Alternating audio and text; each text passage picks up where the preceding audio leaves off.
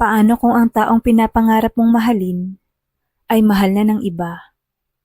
Ilang beses ko nang tinanong sa sarili ko yan, habang pinagmamasdan siya mula sa kabilang mesa sa cafe.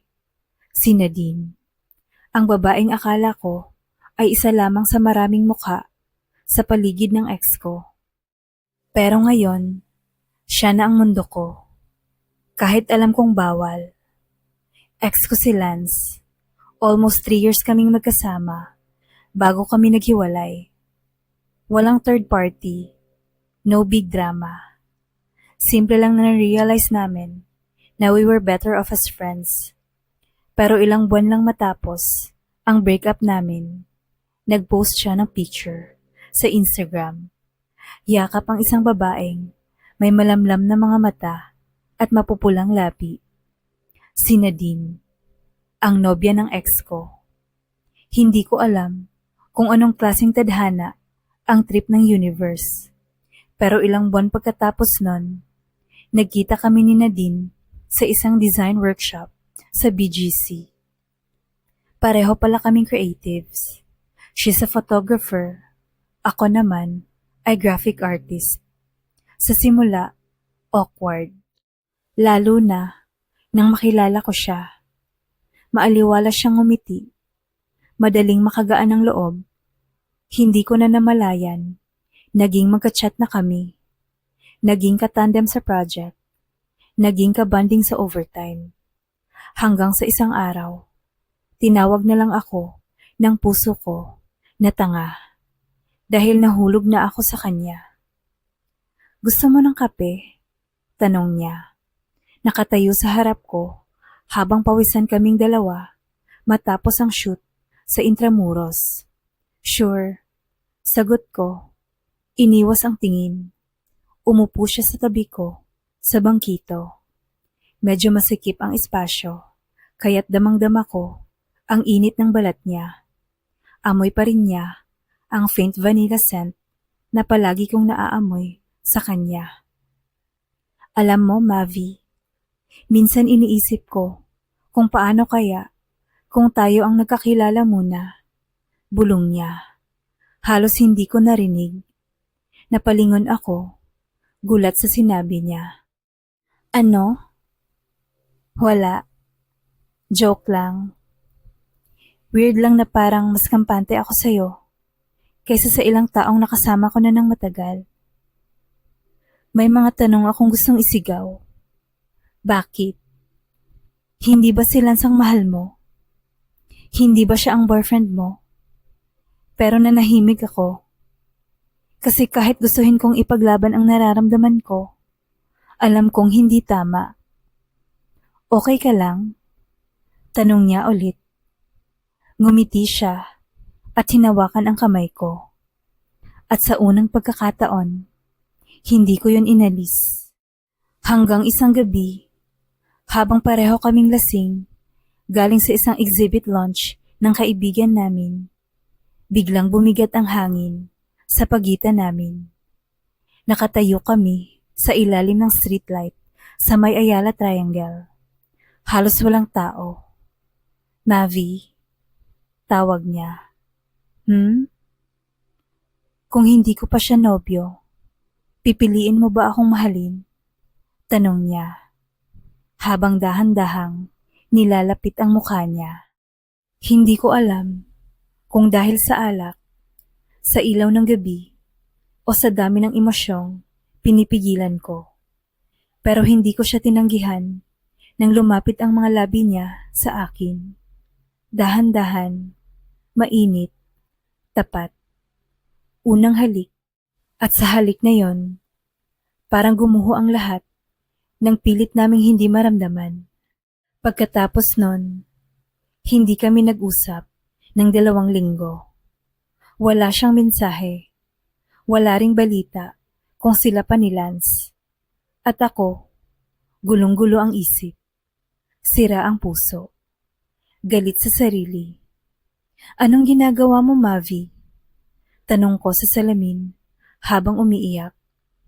Pumatol ka sa nobya ng ex mo. Anong klaseng tao ka? Pero gabi-gabi, laman pa rin siya ng isip ko. Yung mga ngiti niya, mga mata niyang parang laging may gustong sabihin. Hanggang isang araw, biglang may kumatok sa pintuan ng kondo ko. Si Nadine. Mavi, nanginginig ang tinig niya. Naghiwalay na kami ni Lance. Napatigil ako. Ano? Matagal na akong may duda sa sexual orientation ko. Pero siguro ginamit ko siya para takpan ang totoo kong nararamdaman. Hanggang sa dumating ka. Bakit mo to sinasabi? Kasi gusto kong maging totoo. Gusto kong piliin ka. Kung papayag ka pa. Tumulo ang luha ko. Hindi ko alam kung dahil sa relief o takot. Sigurado ka ba, Nadine? Lumapit siya. Hawak ang pisngi ko. Ikaw ang mahal ko, Mavi. Hindi ko na kayang itago. At muli kaming naghalikan. Mas totoo. Mas buo. Mas malaya. Makalipas ang isang buwan, magkasama na kami. Hindi madali sa una. May mga judgment. May mga tanong. Pero higit sa lahat, may katotohanan. Pinili namin ang isa't isa. Walang pag-aalinlangan. Walang lihim. Kaming dalawa. Sa isang gabi, sa tabing dagat, habang nakaupo kami sa buhangin at pinapanood ang mga bituin, niyakap niya ako mula sa likod. Salamat, bulong niya. Para saan? Sa pagmamahal na hindi ko kailangang itago. Sa pagmamahal na kaya kong ipaglaban. Ngumiti ako at hinalikan ang kamay niyang nakayakap sa akin. Pagkalipas ng mga linggo, unti-unti nang naging normal ang lahat. Hindi na kami nagtatago. Hindi na kami natatakot. Magkita tayo sa cafe mamaya. After mo sa shoot. Message ni Nadine sa akin isang hapon. Sige. Gusto ko ng cinnamon roll. Reply ko. Gusto ko ikaw. Balik niyang sagot na may heart emoji. Napangiti ako. Ang dating simpleng chat, ngayon ay punong-puno ng ligaya. Pero kahit masaya na, hindi pa rin maiiwasang may mga bakas ng kahapon na sumusulpot. Isang araw, habang nasa cafe ako, naghihintay kay Nadine, may biglang umupo sa harap ko. Si Lance. Pwede ba tayong mag-usap? Seryoso ang tono niya. Napalunok ako. Tungkol saan? Alam ko na kayong dalawa na. Tahimik ako. Hindi ako galit, Mavi. Hindi ko rin alam kung anong mararamdaman ko. Pero siguro, gusto ko lang malaman kung kailan pa to nagsimula. Napayuko ako. Hindi namin sinasadya, Lance. Hindi ko rin alam kung kailan nagsimula. Basta isang araw, nagising na lang ako at siya na ang laman ng puso ko. Alam mo, minsan talaga, kung sino pa ang inaakala mong para sa'yo, siya palang magiging tulay sa taong mas nararapat sa kanya. Nagulat ako. Mas masaya na siya ngayon, Mavi. Mas totoo. Siguro iyon lang ang mahalaga. Tumayo siya, at bago siya umalis, ngumiti pa siya. Alagaan mo siya. At doon, tuluyang nabura ang bigat sa dibdib ko.